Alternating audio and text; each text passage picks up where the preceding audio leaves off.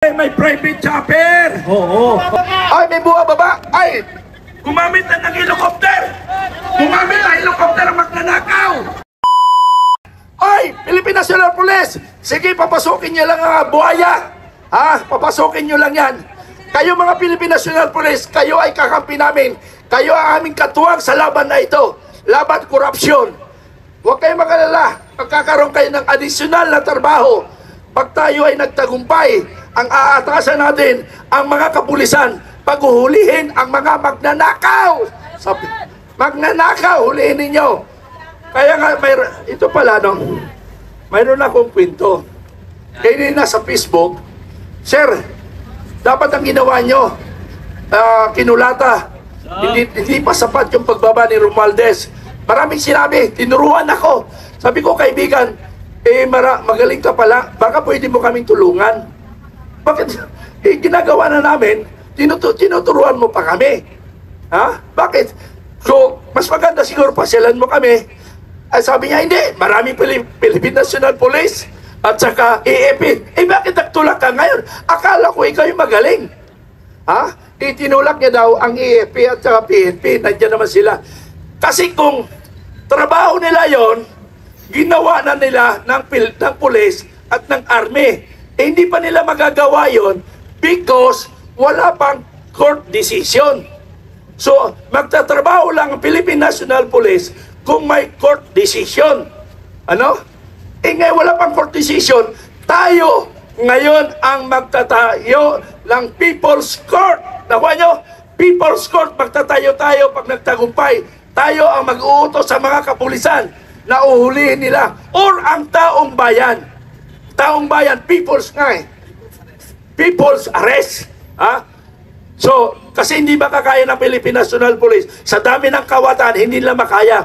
Kaya dapat, people's arrest. Palakpakan natin ang people's arrest. So, una natin itatayo, People's Congress, People's arrest. Pag natayo natin ang People's Congress at People's Court, ha? People's Congress, People's Court, magtatayo tayo ng People's Arrest. Okay? Ayon yan sa batas natin mga kaibigan. So ngayon, ang Philippine National Police ay binabantayan tayo, baka masaktan tayo ng mga rebuilding NPA. Alam nyo ba mga kaibigan? Alam nyo ba mga kaibigan? Ang mga rebuilding ngayon, nakikisabay sa atin. Alam mo bakit nakikisabay sila? Kasi gusto nilang guluhin tayo. Guluhin para sabihin nila, ay nagkagulo ng Pilipinas, declare martial law. Ganun ba? Mayroon tayong pang-counter sa martial law. Tandaan nyo, if the Congress will declare martial law, and the People's Congress will also declare martial law. Pwede ba yun? Pwede, kasi tayo ang batas. Tayo ang batas. Matuturing tayong batas. Kaibigan, kung nasa atin ang bilang, kaya kailangan natin ang bilang para makapagtatayo tayo ng People's Congress. Tandaan nyo, kaya nanawagan tayo sa inyong vlog, ulit-ulitin nyo, manawagan kayo sa lahat ng organisasyon. Ang hirap kasi, sa dami ng organisasyon, gusto lahat pasikat. Gusto nila sarili nila. Paano tayo magtagumpay? Yung magnanakaw, isa lang kanilang pinuno. Sinong pinuno nila sa magnanakaw? Ang ating Romualdez. Nawala na yung pinuno nila magnanakaw. Pero may isa pa. May isa pa. May isa pa. May isa pa tayong misyon. Okay. Mayroon pa tayong misyon. Okay. Mga kaibigan, bakit ka pala humaba ang usapan natin? Manawagan lang sana ako sa vloggers. Nang sasabihin nyo sa vlog ninyo ay content para lang sa manawag. Ha? Umabot sa gera. Darating tayo doon. Ako ang maglilid dyan sa gera. Marami na tayong pinagdaanan dyan. Ano? Kaya lang, hindi gera nga kailangan natin. Yung Kongreso ang ating tutumpukin. Nakita naman ninyo si Romualdez. Ay, may buha baba. Ay, Gumamit na ng helicopter. Gumamit na helicopter ang magnanakaw. ay, di Congress. Ay, gumamit na ng helicopter ang mga magnanakaw. Ganun talaga. Hindi, may pambili sila eh.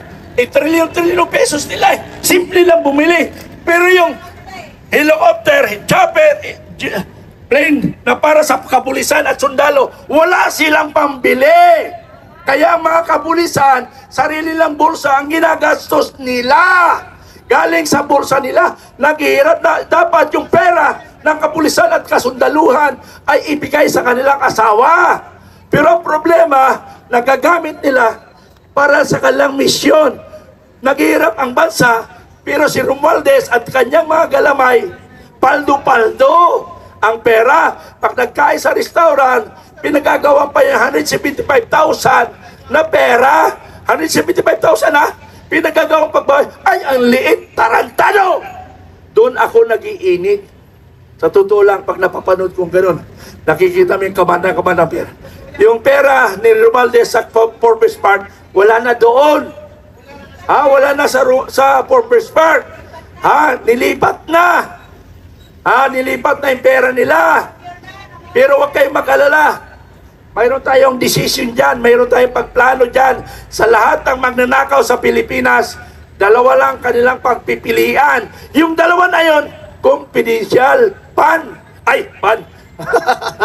Okay. Masingit ko lang. O masingit, okay. Alam mo bang, Hindi ba? nakita niyo ba? Hindi ba? Dumating yung helicopter Oh. dyan sa Kongreso ngayon. Oh. Lumapag na Ha? ang mga anak Ha? ng buhaya. Ha? Nga ba? Gagawa ulit sila. Nang Magnanakaw. magnanakaw, papalitan si Romualdez. Pero palagay ko, may balita ko yung papalit kay Romualdez. Magnanakaw din. Hindi! Ano? Mananahiya na siya kasi pinumura na natin eh. Eh walang iya yun eh. Eh hindi, makatablan. Makapalang mukha nun. Hindi, matablan yon. Eh, Oh, magsigaw kayo. Okay, magsigaw kayo. Magnanakaw! Magnanakaw! Romualdez! Romualdez! Okay, ano pa? Professor, ano? ganito. Okay, tuloy mo, Kahit Professor. wala na tayong boses, sinahawakan na lang para makapagsalita. Ayan na po. Naibaba niya na. Ang Asan? magnanakaw. Asan? Ayan. Ayun na! Magnanakaw! Ayun, may private. Okay, may private chopper. Oo. Okay, meron silang pambili. Hindi. Ah? Hindi. Ano? Akin yan. Iyo! Ay, Nakatakot! ay, oo. Oy, security guard! Mga gwardya! Tingnan nyo yung mga nilalabas na karton-karton! Nagnakaw na. Oh, yung kay Speaker Romualdez, tingnan nyo! Tarbaho ninyo yan ha! Security guard! Makinig kayo! Security guard! Tarbaho ninyo! I-check lahat ng lumalabas, di ba? Ako nga lumalabas dyan, mahirap pumasok. Dapat tingnan ninyo, ang speaker ninyo, ano ang nilabas? Ha? Pera ng taong bayan yun. Ang Okay, lalabas. sandali lang kaibigan. Ha? Oh, mouse ka, sandali lang. Di, sa pala sa security. Security guard, trabaho nyo, i-check ang gamit ni Romualdez kung ano ang dala-dala niya. Pag nalaman namin, nilusot ang mga pera, kayong mga security guard, mananagot kayo sa taong bayan. Mananagot kayo sa taong bayan. Trabaho niyan, i-check lang lahat ng pumapasok at lumalabas. Kailangan walang exemption. Walang exemption sa batas. Tandaan nyo ha, kayo security guard, tandaan nyo, anong oras ngayon na announcement ko? Anong oras? 10:30. O 10:24. I-take note nyo, i-blatter nyo dyan, security guard. May announcement ang People's Initiative. Tagapagsalita ng People's Initiative. I-blatter nyo dyan, nag-announce ang People's Initiative na lahat ng lumalabas dyan, in out, walang exception. Kahit ang Pangulo ng Pilipinas, i-check ninyo dahil karapatan ng taong bayan, malaman ang nangyayari. So, 10:24, naka-take note, September 17, kayo ang mananagot. Alam namin, titingnan namin ang inyong duty. Titingnan namin ang duty publication ninyo. Siya ang mananagot kung hindi nyo ma-take note. Ha? Trabaho niya, security dyan. Okay, Professor, tuloy. Okay. Kaya pa ba? O, kaya. Hawakan na lang natin. Ay, kahit hawakan, parang wala nang lalabas. Pero ganun pa man, Oh. para sa mga kapulisan, dapat lang sila din, pag nalaman nila na ang inahakot ng helicopter na yon ay pera ng taong bayan, Oh. dapat nilang damputin. Oo, dapat. Yan ay aktual na ebidensya na naghahakot sila ng kaban ng bayan. Okay, take note nyo ha, security guard. Andito, Hindi. maraming nakadinig, naka-block yan, naka-loaded. Mananagot kayo. Yung naka-duty ngayon, pag hindi nyo nagawa na check na itakas lahat ang kagamitan ng gobyerno at kaban ng bayan at naitakas, kayo ang mananagot sa taong bayan. Kasama kayo ni Romualdez na pagtatalian namin sa Luneta. Ha? Pag ang tao ay nagkaisa, lahat kayo magnanakaw, itatali namin kayo sa Luneta. Mga punyeta kayong magnanakaw, pinapahirapan nyo ang kaban ng bayan, pinapahirapan nyo yung aming mga apo. Mga kaibigan, tuloy ope. Tama. Kaya dapat, Dito na may isa. oo. Oo, Kuya lahat Par, kaya. kaya mo na ba? Par, tuloy natin. Medyo.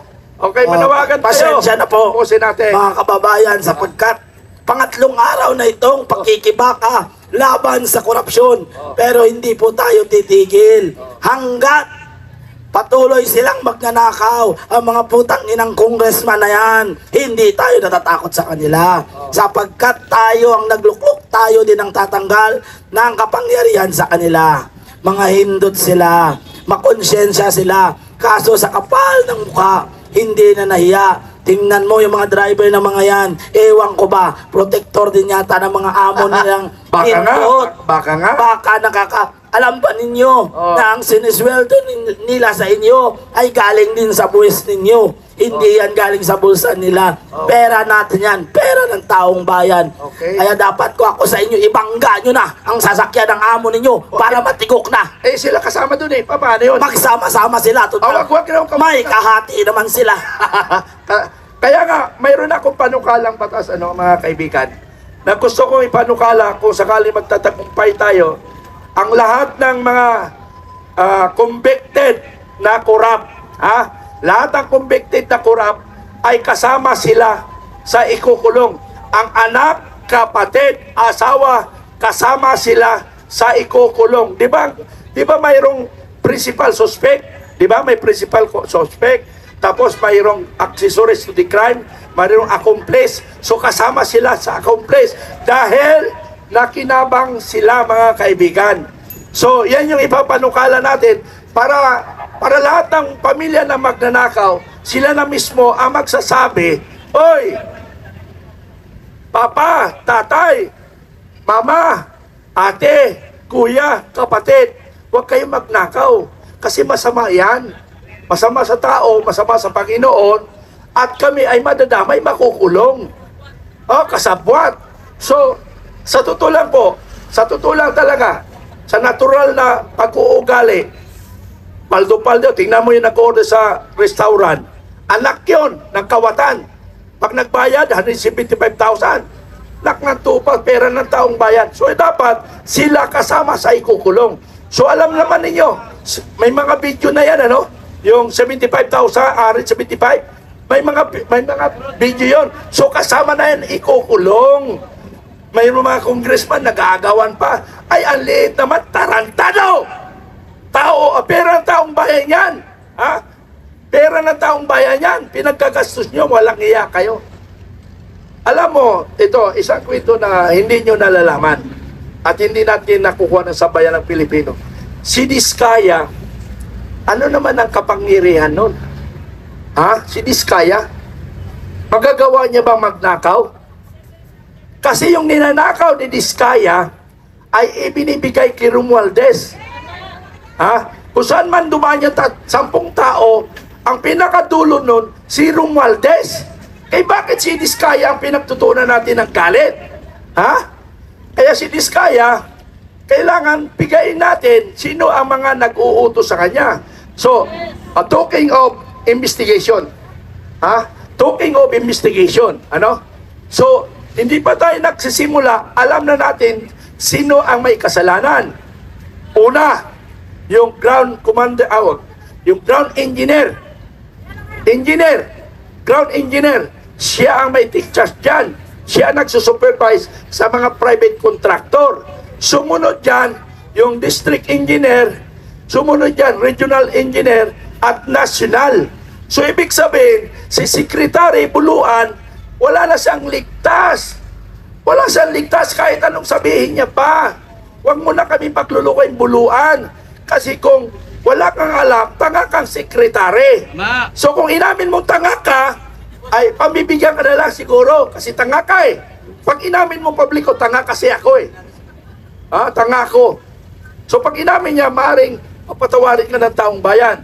Pero pag hindi mo sinabing tanga ka, hindi ka namin papatawarin. Kasi ikaw ang buo na may kasalanan. Ang pinakahuli dyan, si Speaker Romualdez. At yung mga nagpaplano na kasama ni Romualdez, saka ko na papangalanan. Hanggang kay Romualdez lang muna tayo. Ano? Wala munang ibang sigaw kundi Romualdez. Kasi si Romualdez ang talagang bullshit sa buhay natin. Ano mga kaibigan? So Romualdez muna tayo. Pag natapos natin si Romualdez at napitpit natin ang bayan, saka siya magsasalita. Doon natin titirahin kung sino yun. Kung sino yun, yun yung titingnan natin. Pag napitpit natin ang bayan ni Romualdez, sinisigurado ko, magsasalita na siya kung sino talaga. Kaya ngayon, hanggang Romualdez lang muna tayo.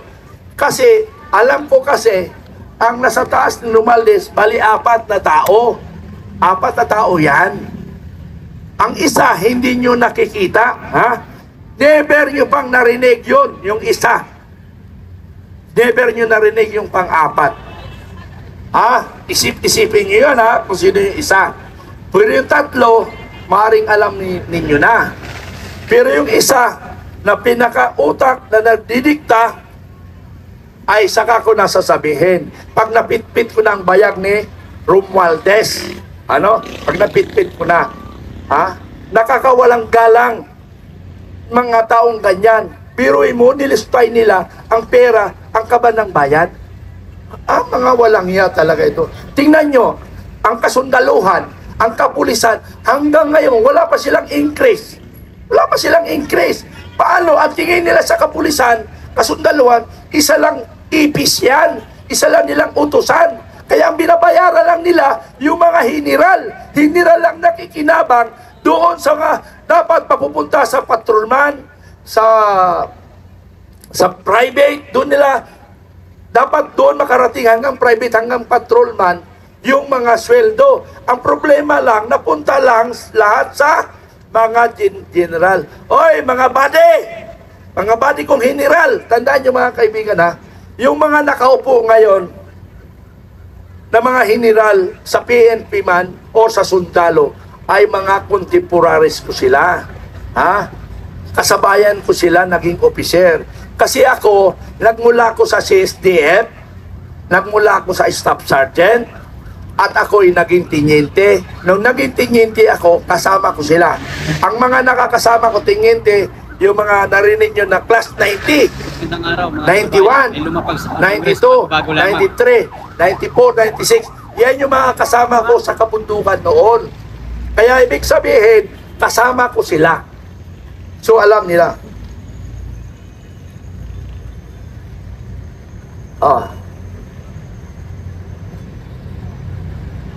Tambay ka ba? Okay. May binulong? Malapit na daw. Malapit na! Yan na! Malapit na! Malapit na! Yan na! Malapit na tayo! Yan na! Malapit na tayo pumasok. Okay, taong bayan, nananawagan ako uli sa lahat na nakikinig ngayon. Ayan na.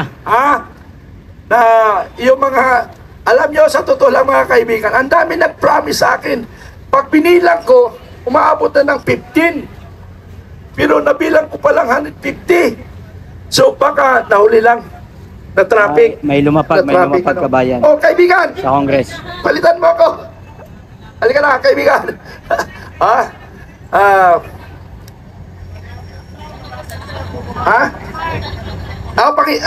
Okay, may salita ng Panginoon. Pakinggan natin. Madam, yung salita sa Panginoon, yung tumbok talaga, huwag na ipaligoy-ligoy. Ayahan nyo ipaligoy-ligoy. Direkto magnanakaw. Ayon sa Bible, kayo ay kawatan, dapat parusahan kayo ng taong bayan. Maraming salamat.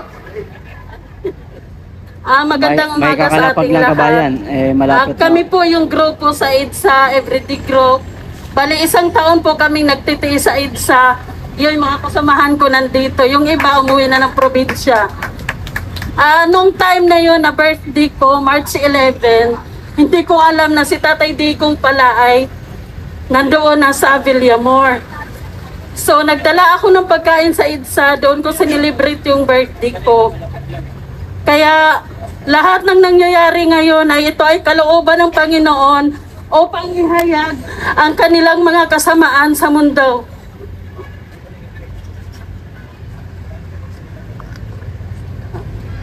Ang babasahin ko ngayon sa Lucas Ma'am Rashan, magandang Lucas 16 ay, ang nangyayari ngayon ay nakasulat din sa Bible.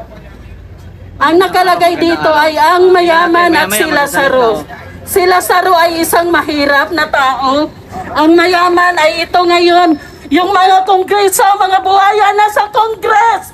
Sumpain kayo ng Panginoon. Amen! Ang nangyayari ngayon ay nakasulat sa Bible.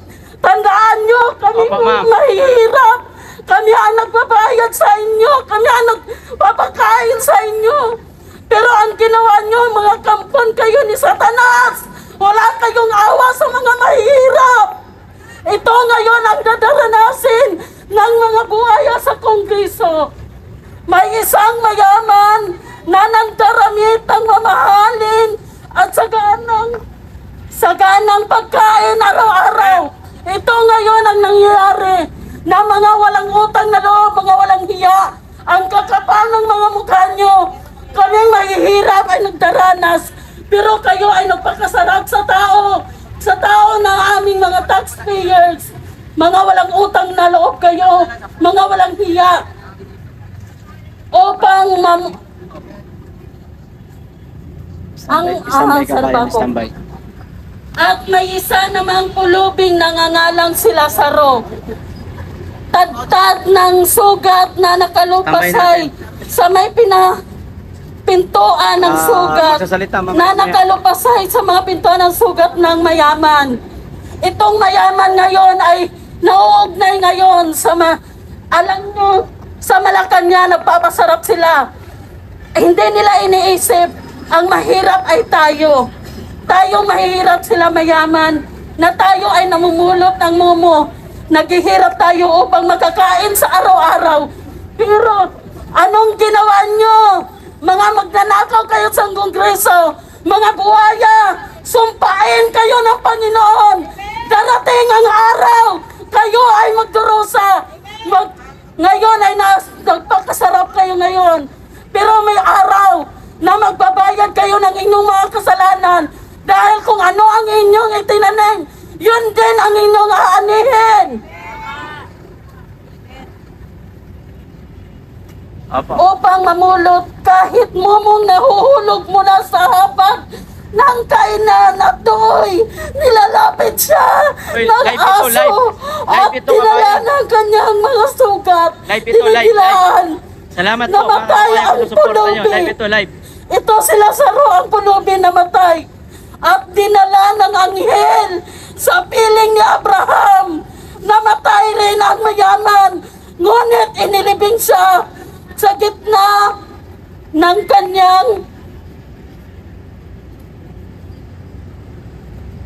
Opo, Mama, good morning, Ma'am Heidi. mayaman. Magandang gabi po. Namatay ang mayaman, ngunit Magandang nagdurusa gabi siya sa inyo sa lahat. Hades. Magandang araw, umaga, kung anong oras na po sa inyo. Totoong salita ng Panginoon. Ano? Hindi ko gawa-gawa. Ito ay totoong mangyayari. Itong Hades ito yung parang yung purgatorio. Pero sa salita ng Panginoon, ang purgatorio, ito yung Hades na dito nagdarana sila dito sa lupa. Itong mayaman na to, nung buhay pa siya dito sa lupa, nagpakasarap siya. Wala siyang pakialam sa mga mahihirap. Ngunit nung namatay ang mayaman, napunta siya sa Hades, sa impyerno.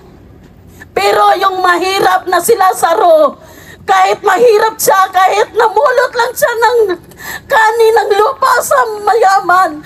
Pero nung namatay si Lazaro, dinala siya ng anghel. Kaya okay lang. Kaya tayong mga mahirap na nagtitiis, pero pag tayo naman ay mamatay, sa piling ng Diyos tayo mapupunta. Pero itong mga mayayaman magnanakaw, itong magnanakaw sa Malacanang, Kongreso, mga DPWH, itong mga kontraktor, kayo ay may paglalagyan kayo pag kayo ay namatay, pag hindi kayo magsisisi ng inyong ginawa. Ang kahantungan nyo ay ang impyerno. Doon kayo, magtitiis kayo habang buhay. Maghihirap kayo, pero kaming mga mahihirap na nagtitiis dito sa mundo, okay lang din pag kami namatay. Sa langit kami mapunta. Kabiling namin ang Panginoon. Mas masarap mabuhay ng malinis. Pero ikaw naman na nagpakasaya dito sa mundo, nagnanakaw, nagpakasasa sa yaman ng kaba ng bayan. Ngunit pag ikaw namatay, mga kongreso, mga buhaya, ang inyong kaluluwa ay susunogin sa impyerno. Kasama nyo si Satanas. Mas okay na ang mahirap. Ngunit kasama namin ang Panginoon sa langit.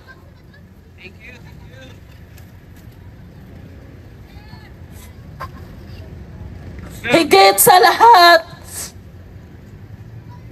inilagay sa pagitan natin ang isang malaking bangin upang ang narini ay hindi makapariyan at ang mga nariyan ay hindi makaparini. At sinabi ng mayaman, kung ganun po amang Abraham, itong mayaman na to ay nakiusap siya sa mayaman kay Abraham. Sabi niya, tumingala siya dahil itong mayaman may pagitan ang Hades at ang langit. Sabi ng mayaman, Abraham, maawa ka sa akin. Ipadala mo sa lupa si Lazaro para kasi meron akong 4 na kapatid upang hindi nila danasin ang dinanas ko dito sa impyerno. Ngunit ang sagot ni Abraham, kahit ipadala ko sa lupa si Lazaro, hindi sila makikinig. Merong mga pastor doon, merong mga propeta.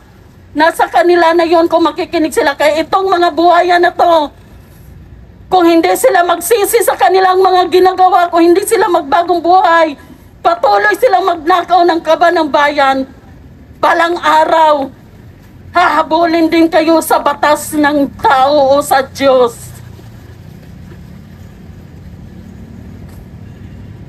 Hindi po sapat ng mga iyon tugon niya, ngunit kung pumunta sa kanila ang isang patay na muling nabuhay, tatalikdan nila ang kanilang kasalanan. Sinabi sa kanya ni Abraham, kung ayaw nilang pakinggan ang mga sinulat ni Moises at mga propeta, hindi rin nila paniwalaan kahit isang patay na muling nabuhay. Ito ay lagi kong panalangin sa Panginoon. Hindi masama magsumpa ng tao kung siya ay dapat nasumpain. Sobra-sobra na ang ginawa nyo. Ang mahirap noon, ang Montalban hindi binabaha. Hindi kami nagdaranas. Pero ngayon bumahaman noon, nung time ng former president noon, hindi ganun kabaha. Pero ngayon sobra-sobra. Grabe.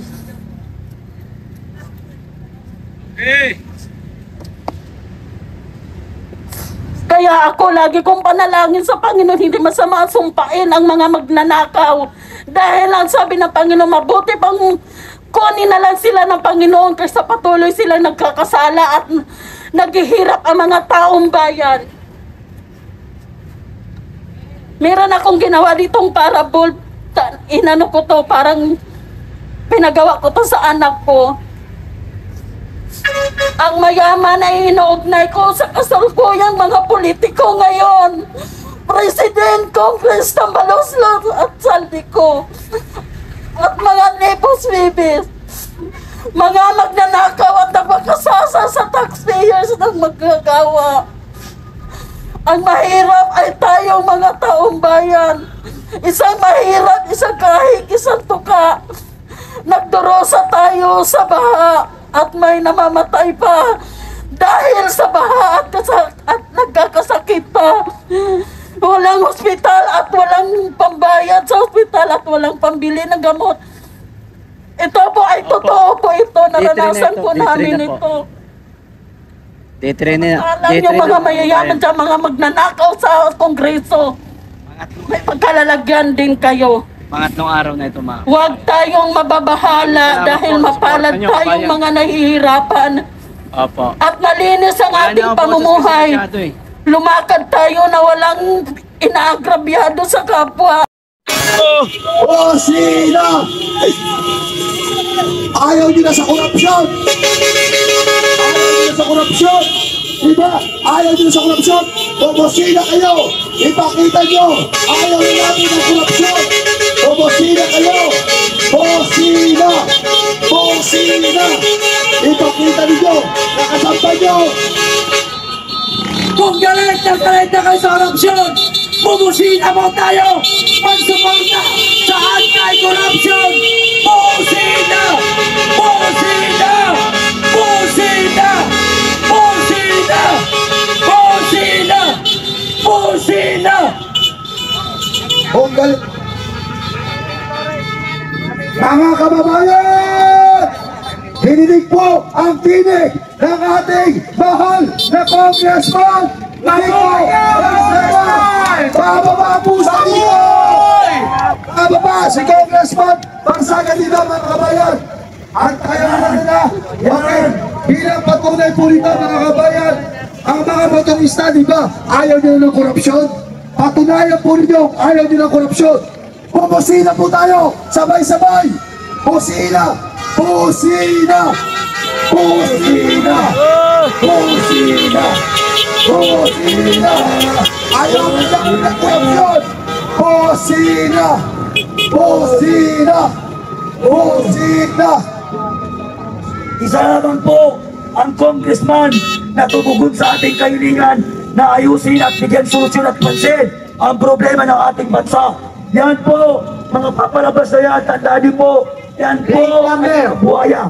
Plate number! GMA, nakuha mo na ba ang bayad sa'yo? Putang ina mo!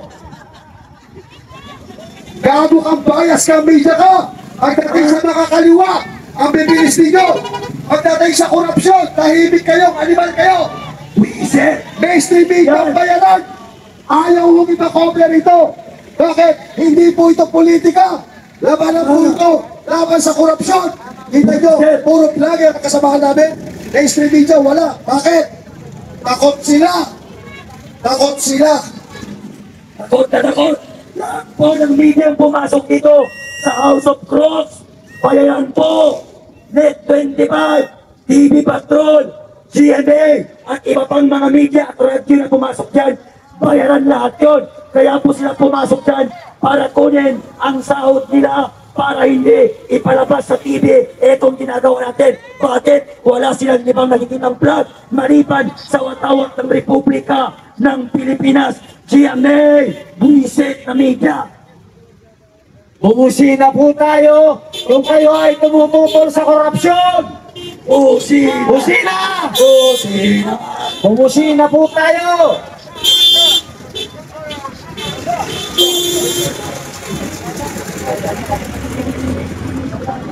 Busina, busina, busina. Wala na kaming busina. Wala na ng gasolina, wala pang busina, wala nang lakas, wala pang boses.